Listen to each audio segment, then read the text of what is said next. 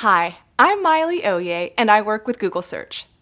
I'd like to share advice to help you hire a useful SEO and prevent hiring a bad SEO, one who you might pay a lot of money without positive results, or even worse, one who implements shady practices on your website that result in a reduction in search rankings.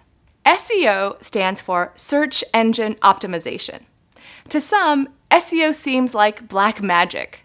Having worked with Google Search for over a decade, what I've learned is that first, it's not black magic, and second, if you want long-term success, there aren't any quick magical tricks that an SEO will provide so that your site ranks number one.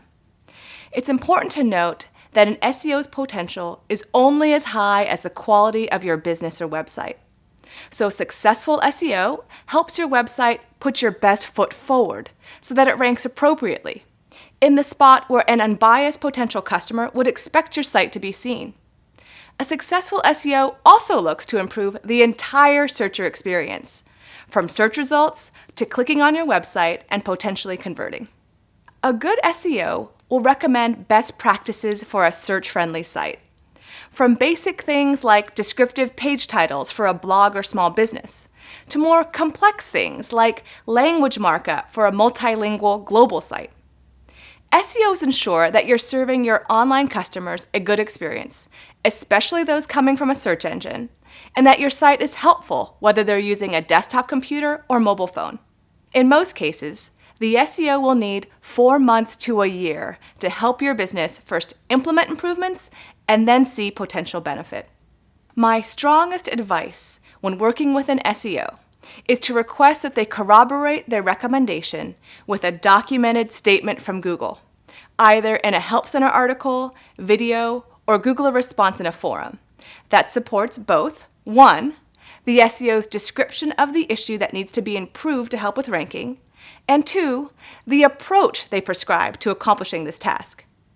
Requesting these 2 bits of information will help prevent hiring a poor SEO who might otherwise convince you to do useless things like add more words to the keywords meta tag or buy links. Because if you search for Google advice on this topic, you'd see blog posts and videos from us that clearly explain that adding keywords to the meta tag wouldn't help.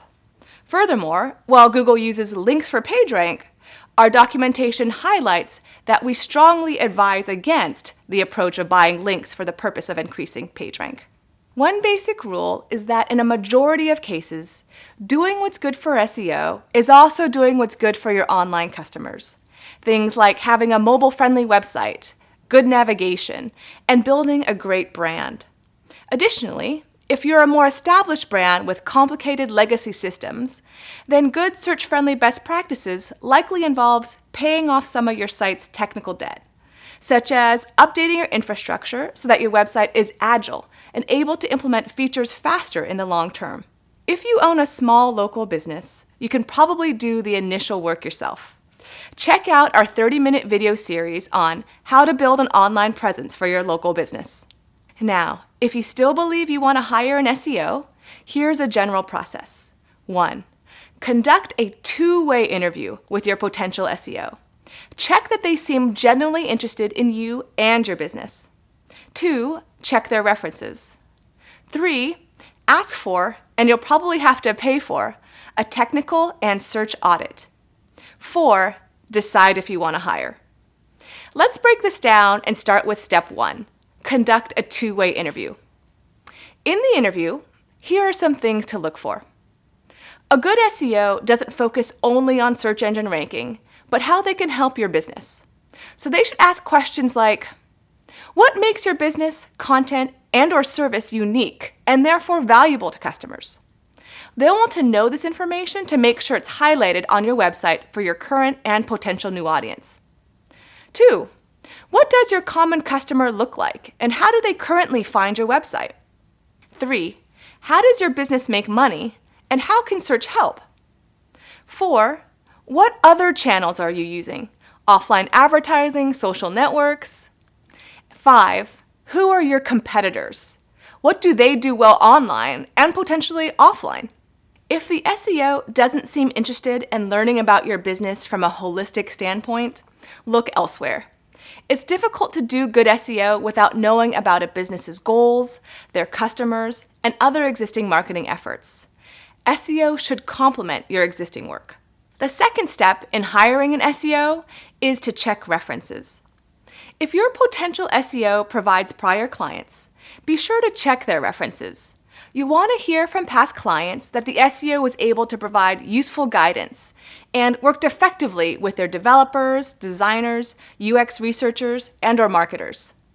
A good SEO should feel like someone you can work with, learn from, experiment with, and who genuinely cares about you and your business, not just getting your site the highest rank, as ultimately, those techniques rarely last long if they work at all.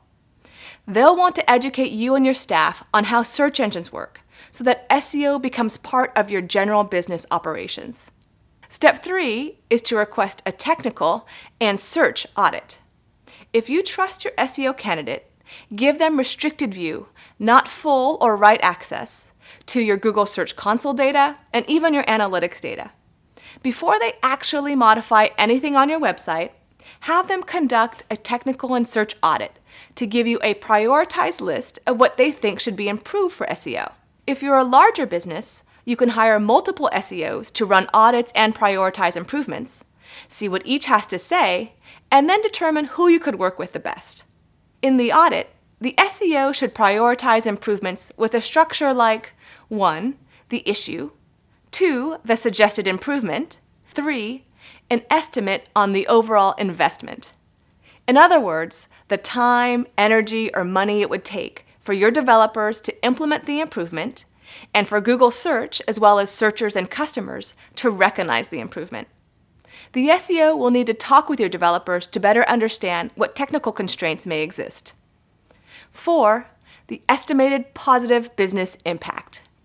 The impact might be a ranking improvement that will lead to more visitors and conversions, or perhaps the positive impact comes from a back-end change that cleans up your site and helps your brand be more agile in the future. 5. A plan of how to iterate and improve on the implementation, or perhaps how to experiment and fail fast should the results not meet expectations. That covers the structure of the technical and search audit. Now let's talk about each of these audits individually.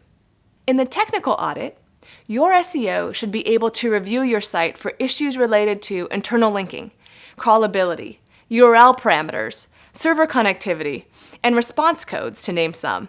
If they mention that your site has duplicate content problems that need to be corrected, make sure they show you the specific URLs that are competing for the same query, or that they explain it should be cleaned up for long-term site health, not initial growth. I mention this because lots of duplicate content exists on websites, and often it's not a pressing problem. In the search audit, your potential SEO will likely break down your search queries into categories, like branded and unbranded terms.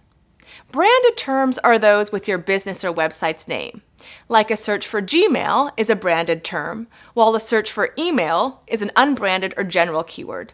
An SEO should make sure that for branded queries, such as Gmail, your website is providing a great experience that allows customers who know your brand or website to easily find exactly what they need and potentially convert. They might recommend improvements that help the entire searcher experience, from what the searcher sees in search results to when they click on a result and use your website. For unbranded queries, an SEO can help you better make sense of the online competitive landscape. They can tell you things like, here are the types of queries it would make sense for your business to rank, but here's what your competition has done and why I think they rank where they do. For instance, perhaps your competition has great reviews, really shareable content, or they run a highly reputable site. An SEO will provide recommendations for how to improve ranking for these queries and the entire searcher experience. They'll introduce ideas like, update obsolete content. They might say, your site is suffering because some of your well-ranking content is obsolete, has poor navigation, a useless page title, or isn't mobile-friendly. Let's improve these pages and see if more website visitors convert and purchase, or if they can micro-convert, meaning that perhaps they subscribe or share content. Improve internal linking. Your SEO might say, your site is suffering because some of your best articles are too far from the homepage and users would have a hard time finding it. We can better internally link to your content to feature it more prominently. Generate buzz. The SEO might say, "You have great content, but not enough people know." We can try to get more user interaction and generate buzz, perhaps through social media or business relationships. This will help us attract more potential customers and perhaps garner natural links to your site. Learn from the competition. Your SEO might explain, "Here's what your competitors do well. Can you reach parity with this and potentially surpass them in utility? Or can you better show customers your business's unique value?" Again, a good SEO will try to prioritize what ideas can bring your business the most improvement for the least investment, and what improvements may take more time but help growth in the long term.